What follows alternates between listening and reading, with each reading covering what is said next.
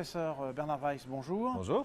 Je vous laisse le soin de vous présenter, je ne sais pas si c'est nécessaire, mais... Je suis hypertensologue, je travaille à la Timone à Marseille, je m'occupe du service d'hypertension artérielle et je suis président du comité français de lutte contre l'hypertension.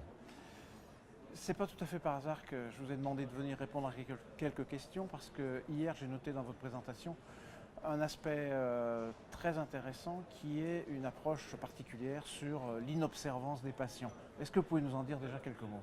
Bien sûr, effectivement, nous avons fait avec la Société d'hypertension artérielle un call for action sur l'observance. Pourquoi?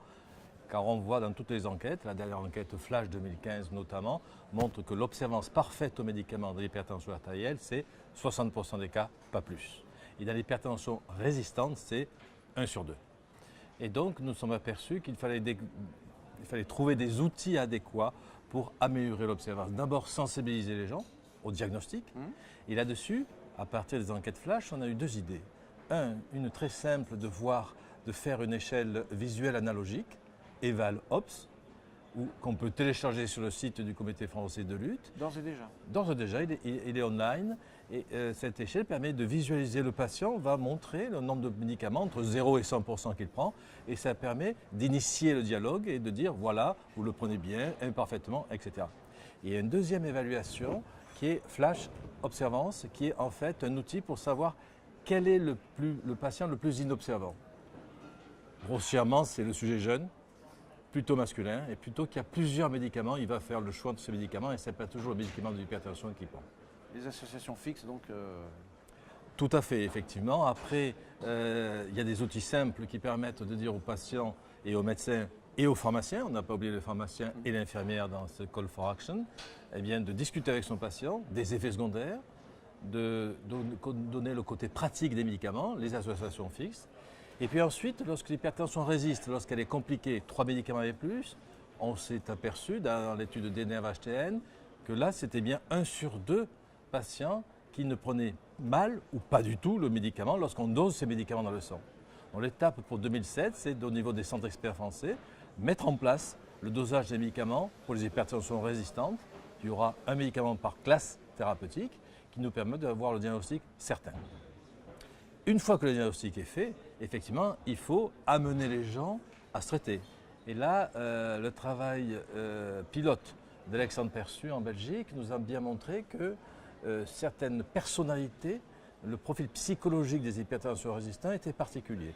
Et là-dessus, on va travailler avec Alexandre et mettre au point en France, au niveau des centres experts de la Société française d'hypertension artérielle, un travail collaboratif pour chercher effectivement quel est le profil psychologique de ces patients et bien sûr améliorer leur observance.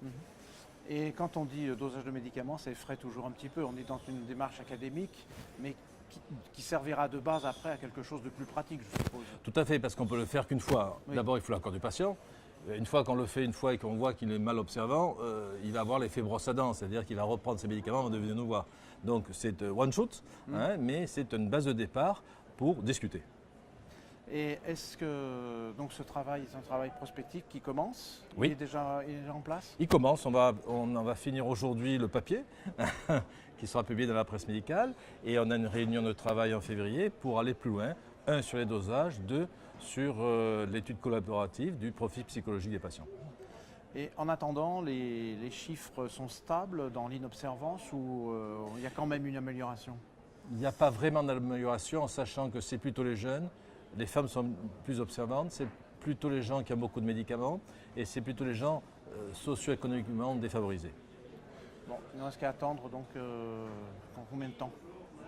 Je pense que l'objectif, c'est que fin 2017, cette année, on puisse avoir cet outil de dosage et avoir mis en place l'étude sur le profil psychologique qu'on va faire en collaboration avec un psychiatre. Et Jacques Centre aura une thématique avec un binôme hypertensiologue-psychiatre pour aller un peu plus loin dans l'approche et dans l'abord de ces patients et dans la communication avec ces patients.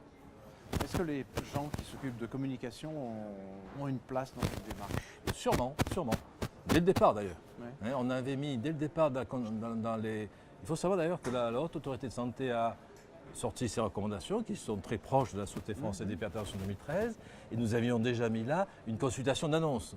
Parce qu'on annonce un cancer, on annonce un diabète, il faut annoncer une hypertension, prendre du temps, communiquer avec le patient pour effectivement qu'il comprenne et qu'il adhère à son traitement et c'est important. L'observance, c'est dans les 6 premiers mois.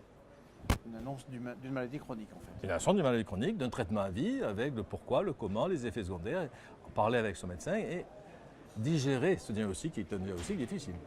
Bon, quelques données pour les prochaines journées européennes alors? Oui, Bon. sûrement. La suite à l'an prochain. Alors rendez-vous. Très volontiers. Merci beaucoup. Merci.